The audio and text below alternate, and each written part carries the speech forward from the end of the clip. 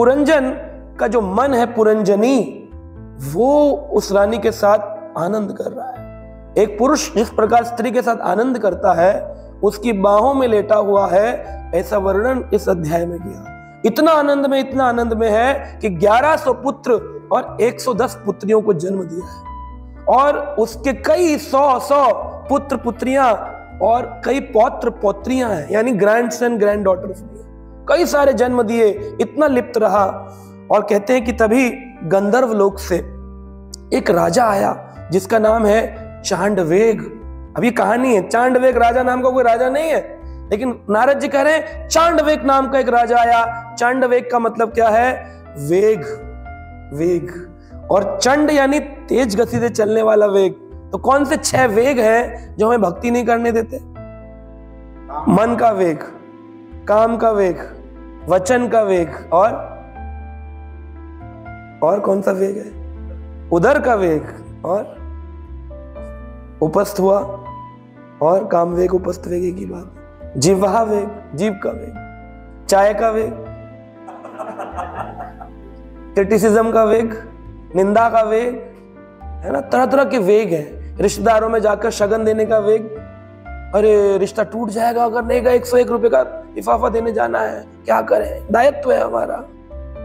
ये सब वेग है जो आपको अंदर से प्रेशर मारते हैं। जैसे मल मूत्र त्यागने का वेग होता है ना, टॉयलेट आती है तो आदमी कहते हैं प्रेशर बन रहा है, वेग हो रहा है। तो अगर आप उस वेग को वश में करते हो, तो आयुर्वेद कहता है, मान लो यूरिन का प्रेशर आ रहा है और आपने कंट्रोल कर लिया 1 घंटा, 2 घंटा, 3 घंटा, तो उससे किडनी खराब हो जाएगी। वेग को वश में नहीं करना चाहिए जो शरीर के हों, लेकिन जो सूक्ष्म इंद्रियों के वेग हैं उन्हें वश में करना चाहिए। ऐसा नहीं करना चाहिए कि ये इधर अप्लाई होता है तो इधर भी यही चीज अप्लाई होगी। स्थूल में जो अप्लाई होता है वो सूक्ष्म में अप्लाई नहीं होता। तो मन का वेग, उदर का वेग, जीव का वेग जो है, इस वेग को वश में करना चाहिए। कैसे वेग वश में करोगे? जीव लपलपा रही है पानी बताशे गोलगप्पे देखकर कि हो जाए थोड़ा छोले भटूरे का, काश मैं इस्कॉन में गया होता, मैं भी आज प्याज वाला भटूरा खाता। जीव लपलपा रही है, तो इस वेग को कैसे वश में करोगे? तो मन नीचे प्रसाद का थैला होना चाहिए, खूब सारा उसमें बढ़िया बढ़िया प्रसाद हो, ताकि पेट भर जाए, उदर भर जाए, जिह्वा को कुछ मिल जाए, तो वेग थोड़ा वश में हो जाए। इसीलिए भक्ति विनोद ठाकुर लिख रहे हैं, शरीर अविद्या जाल जड़ेंद्री ताहे काल, जीवे फैले विषय सागरे, तार मध्य लोभमय। ये लोभमय है, लोभ में फंसाती है। ताके जेता कठिन संसारे, ये संसार की प्रारंभ कहां से हो रहा है? जीवा वेगम। ये जो खाई है ना हमने कचौड़ियां रोड पर फोड़ फोड़ कर मसाले डालकर, वही वेग निकल रहा है सारा। अभी जैसा खाएं अन्न वैसा बने, बहुत बड़ा काम है। आप हाथ से माला कर लो, बोले हम माला करते हैं, प्रभु जी बड़े ध्यान से कथा सुनते हैं, लेकिन जीव से प्रसाद नहीं खाते। रिश्तेदार के घर जाते हैं, सास के घर गए, बहू के घर गए, चाची के घर गए, बुआ के घर गए, और वहां पर उसने प्रेम से दाल चावल बनाया था, हमने खा लिया। जैसा खाएं अन्न वैसा बने। अब मन बड़ा बलशाली, उस मन से ये 10 इंद्रियां कंट्रोल हो रही है। मनःषष्ठानि इंद्रियाणि प्रकृति स्थानी करिष्यति, 5 ज्ञान इंद्रियां और 6ठी षष्ठाणी मन इंद्रिय है।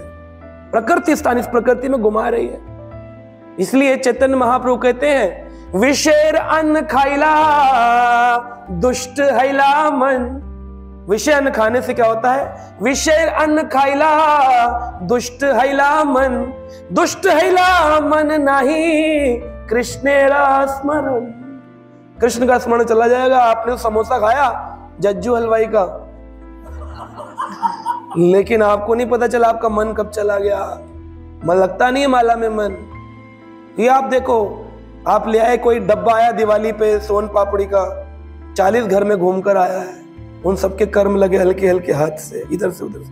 अब आपके पास वो आ गया, आपने कहा सोन पापड़ी में कौन सा प्याज लहसुन मांस है कुछ उसमें? क्या प्रॉब्लम है इसमें? ठाकुर जी को भोग लगा के खा लूंगा। खा लेते हैं हम लोग सभी लोग, लेकिन उससे बहुत बड़ा फर्क पड़ता है। क्योंकि जब तक बनाना वाले के भोजन की चेतना ना हो, तो उस चेतना के बिना वो काम फल नहीं देगा। चेतना है बनाने वाले की। लोग बोलते हैं अरे वो तो मशीन से बनता है, आजकल मशीन से बिस्कुट भुजिया नमकीन बन रहा है। श्रील प्रभुपाद जी अपनी पुस्तकों में लिखते हैं, डिब्बा बंद आइटम, ग्लिसरीन से बने आइटम, ब्रेड, बिस्किट, भुजिया, ये सब भी खाने से विषय अन्न है। ये मन भ्रमित होता है। हम लोग रोड पर खरीद रहे, खा रहे, बिना लहसुन प्याज वाला खा सकते हैं प्रभु जी, कहाँ लिखा है? ये हमने बना लिया कि खा सकते हैं विनम्र होने की। तो ये चंड वेग है, ये वो नहीं है भूख लगेगी, चंड वेग आएगा, लेकिन वो आपके पुरंजन को खराब करना चाहता है, इस शरीर को खराब करना। अच्छा, आपके लिए नियम है कि नहीं खाते, आपने वो जज्जू हलवाई का समोसा ठाकुर जी आगे लगा दिया, उसमें प्याज लहसुन नहीं है, तो क्या भगवान खाएंगे? तो भगवान ने तो खाया नहीं, क्योंकि भगवान किसके भूखे हैं? अब जज्जू हलवाई में भाव था, तो आपने उसको दिया, तो वो भाव के बिना तो ठाकुर जी तो लिए नहीं। अब आपको लगा कि मैंने भगवान को लगा के खा लिया, तो ये तो हमारी चीटिंग हो गई। आप खुद ही बताओ, भगवान तो खाए नहीं, अगर भगवान खा लेते तो हम भी खा लेते, भगवान तो खाए। तो चंड वेग जो है ये 360 सैनिकों के साथ आया। 360 सैनिक कौन है? बोले जो वेग है ये 360 यानी पूरा साल हो गया, हर रोज का वेग है। 365 दिन को 360 लिखा है। 360 सोल्जर्स, 365 सोल्जर हैं उसके सैनिक, उनके साथ वो आया चंड वेग, और उसने इस पुरंजन को, पुरंजन यानी शरीर को लूटना प्रारंभ किया है। धीरे धीरे करके पतन होता है। जितना जितना हमारे शरीर में गंदगी जाएगी, उतना उतना हमारे शरीर से सब कुछ गड़बड़ होगा।